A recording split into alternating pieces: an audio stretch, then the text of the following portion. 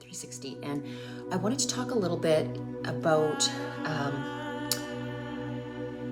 the preservation of life and really some of the pervasive ideologies that have kept humankind trapped in a vicious cycle, I believe, for many millennia. And it's this idea that any kind of attack is warranted, or that a creative force or God force would want us to attack each other. Again, this is a very man-made concept, a very human perspective.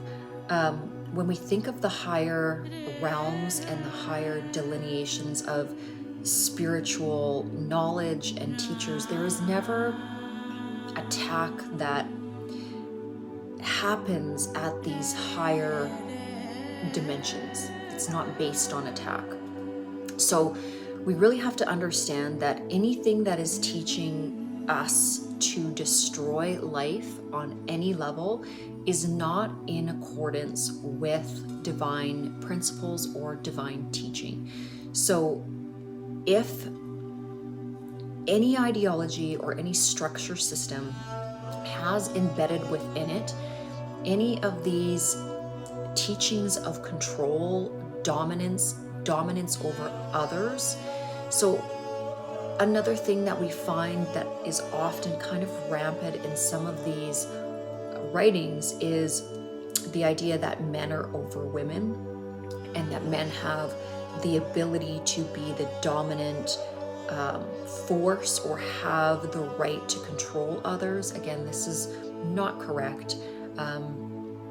When we look at some of the Eastern teachings, yin and yang, both the masculine and the feminine need to be equally balanced. And of course, we all, when we start out, before we really become a little human body, we really are of no sex. And then as we grow and as, two parts come together, obviously we go either to the masculine side or to the feminine side. But even in terms of that, there is a spectrum. There are very, very masculine men, and there are men that are a little bit more feminine, and then there are very, very feminine women, and there are women that are a little bit more masculine. And, there is a whole kaleidoscope of what that can express itself as. And what we are here to learn is to love everything from a place of kindness and compassion. And again, I know that this is so difficult to understand how we could love something that maybe attacks others or maybe is expressing in extreme distortion, but it's still, up to our consciousness to try to find an understanding of that high vibrational expression of love. We don't have to like the distortion. We don't have to like everything that individuals are doing or acting out in a distorted manner, but we do have to still find a way to bless them, wish well for them, and love them as best as we can, even in their darkness, even in extreme cases where it's almost humanly impossible to understand some of the things that others do. Being able to fall back into a perspective where we can say, okay, the things that were done were extremely terrible, but there must have been something within that entity that was so distorted from light, from love, that they expressed it through their actions. So then we can then fall back into a place of compassion, because we can articulate that they must have been in extreme pain if they were enacting that kind of pain on others. Again, doesn't mean we condone it, doesn't mean we like it.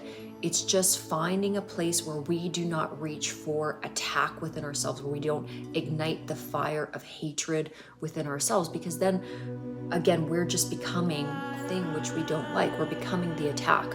When we take on any hatred into our being, it is a distorting force. It will distort us. It will cause us to act in ways that make no sense. And here's, a prime example of that, a prime historical example that's, fairly recent in terms of our collective consciousness, is what happened in Nazi Germany. You have a bunch of individuals in a country that probably were very nice, kind, loving people that, because of distortion and because of propaganda, adopted this ideology very quickly and a hatred very quickly, and began to attack others. And this is what you see in terms of war, is that very kind, compassionate, good people can start to do very terribly distorted things and actions because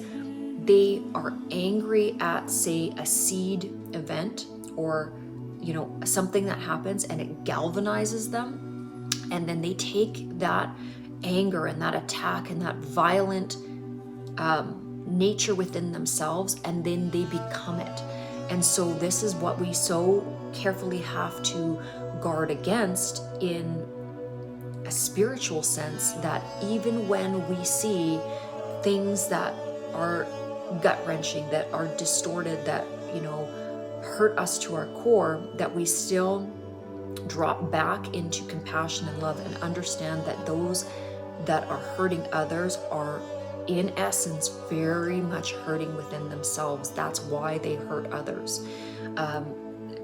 And so that I am explaining my ideology correctly, it doesn't mean that we condone those actions, and it doesn't mean that we roll over and play dead, essentially, and we don't do the necessary steps to prevent somebody like Hitler from gaining power. Of course, we have to take the proper measures, but we do it from a standpoint of the most humanitarian or the most life-affirming way that we possibly can, which means the least amount of lives lost, the least amount of natural resources and protection of the animal life on planet Earth, that we proceed to level out any distortion in the most kind and gentle ways. And again, I have talked about Gandhi in other videos.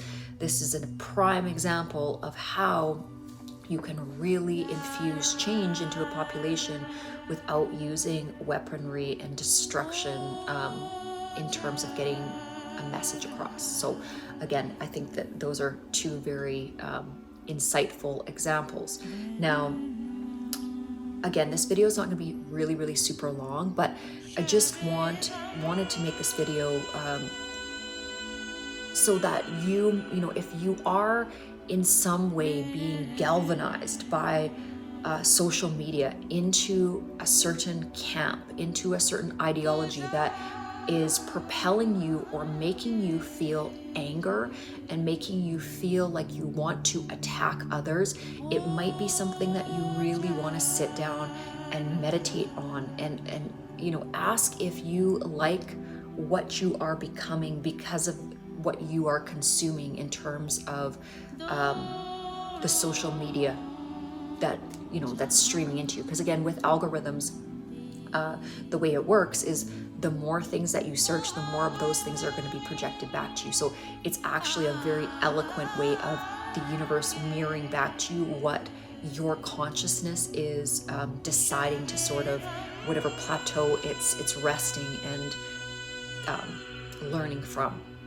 So, and I don't believe personally that any of these modern technologies are a coincidence. I think they are now being able to be disseminated throughout planet Earth because they are a mechanism of our spiritual growth. They do exist for us to learn about oneself, but again, we have to have the discernment to do that inner thinking, to really sit with ourselves and seek for a way to really ingrain peace and an equilibrium into the expression of what we are.